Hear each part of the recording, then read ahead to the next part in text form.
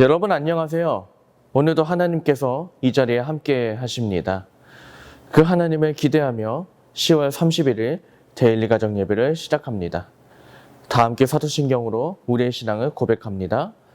전능하사 천지를 만드신 하나님 아버지를 내가 믿사오며 그 외아들 우리 주 예수 그리스도를 믿사오니 이는 성령으로 잉태하사 동정녀 마리아에게 나시고 본디오 빌라도에게 고난을 받으사 십자가에 못 박혀 죽으시고 장사한 지 사흘 만에 죽은 자 가운데서 다시 살아나시며 하늘로 오르사 전능하신 하나님 우편에 앉아 계시다가 저리로서 산자와 죽은 자를 심판하러 오시리라.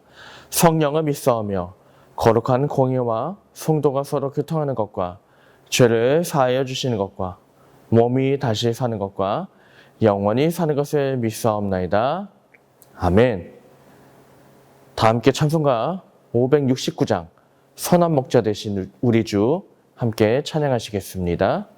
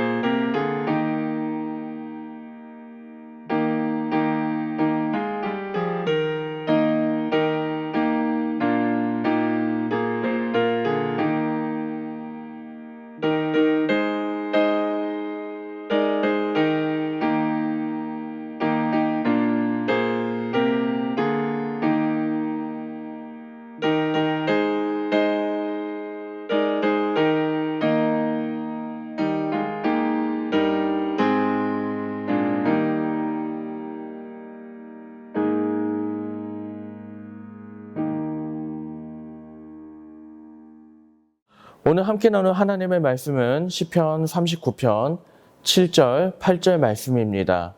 제가 가진 구약성경 829쪽인데요. 여러분 함께 성경을 찾아보시고 또 화면을 보시면서 함께 읽도록 하겠습니다. 시작. 주여, 이제 내가 무엇을 바라리요? 나의 소망은 주께 있나이다. 나를 모든 죄에서 건지시며 우매한 자에게서 욕을 당하지 아니하게 하소서. 아멘. 많은 분들이 학창시절에 배우셨으면 알렉산더라는 이름을 잘 알고 계시리라 생각합니다. 예수님께서 오시기 350년 전에 태어나서 고대 그리스와 중동을 넘어서 인도까지 넘보려고 했던 당대 최고의 권력자였죠. 그런데 온 세상을 거머쥐었던 이 알렉산더가 영토 전쟁을 하던 중에 갑자기 쓰러집니다. 자신의 부하와 파티를 하고 아침이 될 때까지 술을 퍼 마신 뒤에 갑자기 쓰러진 것이었습니다. 몸에 고열이 납니다. 잠시 끝날 줄 알았는데 계속 납니다. 쓰러지고 일주일 뒤에 그는 말을 할 수 없게 됩니다. 그 다음날 그의 밑에 있던 장군들이 알렉산더를 찾아오는데 이들을 반기고 싶었던 알렉산더는 간신히 손을 들어 올리게 됩니다. 그리고 부하들을 맞은 뒤 이틀 뒤에 알렉산더는 죽게 됩니다. 갑자기 쓰러진 지 열흘 만에 32살의 젊은 나이에 죽어버린 알렉산더. 왜 죽었을까? 여러 이야기가 있지만 많은 학자들은 말라리아로 추정합니다. 오랜 영토 전쟁으로 면역력이 떨어진 상황에서 파티를 하던 도중에 모기에게 물렸고 그 모기에게서 말라리아를 옮겨줘서 그 말라리아에 걸렸다고 보는 것입니다. 알렉산더가 어떤 사람이었습니까? 나는 새도 떨어뜨릴 것 같은 권력과 모든 것을 거머쥘 수 있을 것 같은 부귀 영화를 가지고 있던 사람이죠. 그것을 얻기 위해 알렉산더는 오랫동안 싸워가면서 쟁취했습니다. 그러나 생각지 못한 모기 하나에 그 모든 것을 두고 세상을 떠나버린 인생이었죠. 참 허무하죠. 그래서 알렉산더는 죽기 직전에 이런 말을 남겼다고 합니다. 내가 죽거든 빈손을 무덤 밖으로 나오게 하여 묻도록 하라. 인생은 결국 빈손이더라. 저는 이러한 알렉산더의 이야기가 그저 남의 이야기로 들리지 않습니다. 지금 이 시대에 이 세상을 살고 있는 우리의 이야기라고 생각합니다. 우리도 오늘 이 하루를 살아감에 있어서 조금이라도 더 잘 살기 위해 세상과 싸워가면서 발버둥 치고 있습니다. 열심히 성을 쌓고 있습니다. 그러나 힘들게 쌓은 모래성이 파도 한 번에 무너지듯이 세상의 풍파 한 번에 무너지는 인생을 볼 때마다 우리는 때때로 삶의 허무함을 느낍니다. 오늘의 본문인 시편 39편을 지은 저자도 그랬습니다. 이 시인은 자신에게 닥친 어려운 현실을 이겨내기 위해서 종교적으로 열심히 살아가고요. 또 세상적으로 열심히 살아갑니다. 그러나 고난의 현실은 바뀌지 않았습니다. 때로는 더 안 좋은 현실에 허무와 좌절을 느낍니다. 아무리 발버둥 쳐도 나아지지 않은 현실을 과연 어떻게 이겨내야 할까요?